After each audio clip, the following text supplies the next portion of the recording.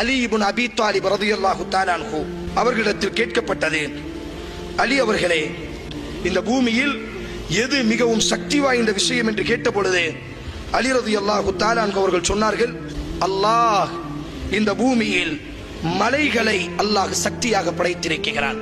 சொன்னார்கள், இல்லை, அந்த மலைகளை உடைக்கக்கூடிய இரும்பை அல்லாஹ் படைத்திருக்கிறான். வாக்குவல் ஹதீத், இரும்புதான் மிக சக்தியானதாக இருக்கிறது. இல்லை, அந்த இரும்பை கரிக்கக்கூடிய நெருப்பை அல்லாஹ் சக்தியாக படைத்திருக்கிறான். ஃபன்னாரு அக்வா, அந்த நெருப்பு தான் இந்த உலகத்தில் சக்தி வாய்ந்ததாக இருக்கிறது. சொன்னார்கள், இல்லை, அந்த நெருப்பை அணைக்கக்கூடிய வல்மாஉ அக்வா, தண்ணீரை அல்லாஹ் படைத்திருக்கிறான். தண்ணீர் தான் மிக சக்தி வாய்ந்ததாக இருக்கிறது. இல்லை, அந்த தண்ணீரை சுழல வைக்கக்கூடிய வர்ரீஹு அக்வா, மேகத்தை அல்லாஹ் படைத்திருக்கிறான்.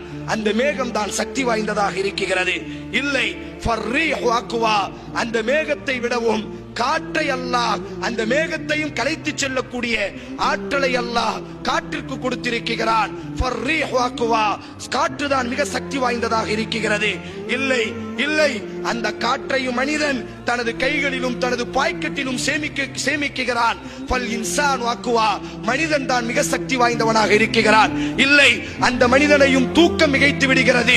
ஃபன்னௌமு அக்வா, தூக்கம் தான் மிக சக்தி வாய்ந்ததாக இருக்கிறது. இல்லை, இல்லை, அந்த தூக்கத்தையும் கவலைகள் மிகைத்து விடுகிறது. வல் ஹம்மு அக்வா, கவலைகள் தான் இந்த உலகத்திலேயே மிகப்பெரிய சக்தி வாய்ந்ததாக இருக்கிறது.